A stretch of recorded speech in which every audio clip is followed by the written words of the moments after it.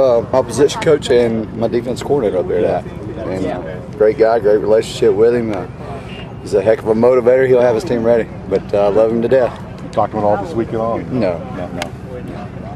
How much have you followed his career at all? I mean, is it just kind of every now and then you see a score and you say, oh, there's Ruffin? Well, I mean, we were really close as a player and coach relationship, so wherever he made a stop, I always knew where he was. We ever go to a convention, we always talked and hung out a little bit, but we don't speak on the phone all that often, but we're very close. I mean, if I were to walk up to him tomorrow and say, hey, I need some help, he's going to help me. And same thing with me. I'd do anything for him. How's the offensive line looking? Right now, we're looking okay. We're working hard, trying to get better. Proof's in the competition on Saturday night, so we'll see how we stack up against them. We got to go out and play well. I think if we play assignment-oriented football, we're going to be okay. We can't go out there and not know what we're going to do, so we'll see.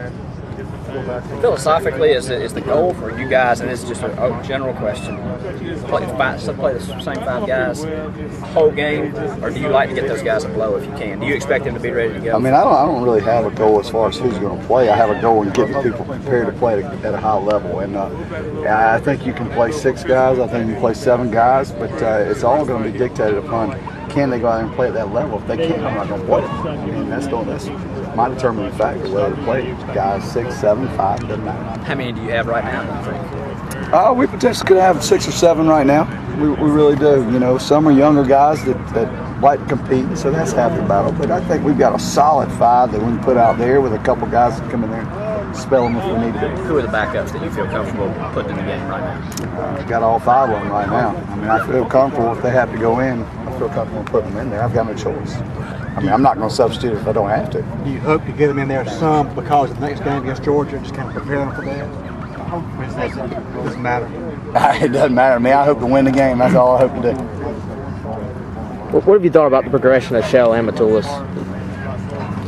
I think as any freshman comes in there, the speed of the game is so difficult to get accustomed to early on. Everything just kind of runs through their head. They play as if they're a baby, so to speak. And then 2 weeks into it, they get this bright light and say, oh, this is pretty easy. This is the same stuff I've done. And they learn different techniques. Some guys come out and they come from variations of offenses. Some are wing T that have never pass protected before. Some are straight shotgun snap, throw it all around the place. And you've got to teach one this or that.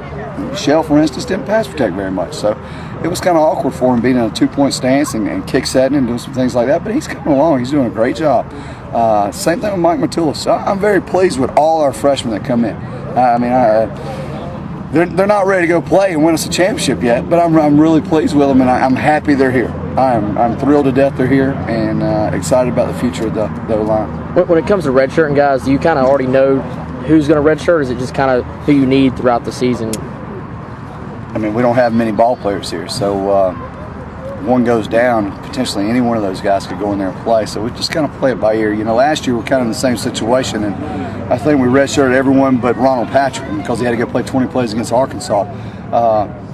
But we were very fortunate to redshirt the other guys. So we're going to try to do the same with all of these guys, but if an opportunity presents itself where they got to go in there and play, they'll go play. I won't be hesitant to do that. Shawn, is the challenge greater? You practice against a traditional 4-man front. Here you face a 3-man front in week 1. I don't know if it's greater or not. I think you've got to be sound mentally and assignment oriented. I think you've got to almost picture multiple fronts. We have no idea what they're going to line up. I haven't seen a snap of them this preseason. For all I know, they could come out there in a 4-man front, a bear front, 3-man front. We're gonna take our time first couple series and kind of see what they're doing out there, and then make some adjustments. So we just hope to do things right and correctly, and then we'll play from there. Assuming they do play 3-4, and that's also what Georgia's going to be doing, is that positive for you? There's so many variations. I mean, Georgia last year, they called them an odd front 3-4, but they reduced down and actually played a 4-man front for 90% of the game, just with 3 D linemen and 1 stand-up outside linebacker. So to say it's a 3-4, we'll just have to wait and see. Like I said, there's so many variations of it. We'll find out. Are you pleased more right now with pass blocking versus run blocking, or vice versa, or are they both about equal? Yeah, they're both about equal.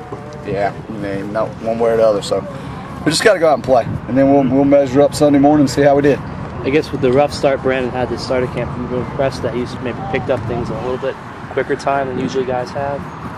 No, I wouldn't say he's picked it up any quicker than anybody else. I mean, he's practicing a second-team left tackle.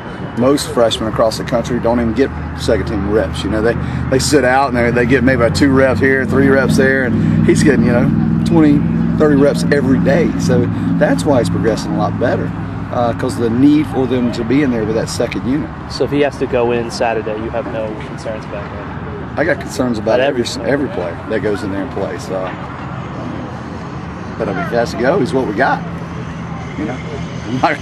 Certainly not going to stand over there and be worried about it. Okay, appreciate it. Coach, Ford at backup center, what has he done to, I guess, take the backup center job, and how comfortable do you feel with him going in there if it got to that? I mean, Ronald Patrick was hurt in the spring, couldn't play center, and Travis did a great job snapping the football. So the one thing I know we're going to get out of Travis is a guy that can snap the football very consistent, and he knows exactly what he's going to do. Now, he may not be the most physical guy that's going to be up there, but he's certainly going to go the right way and get us the ball.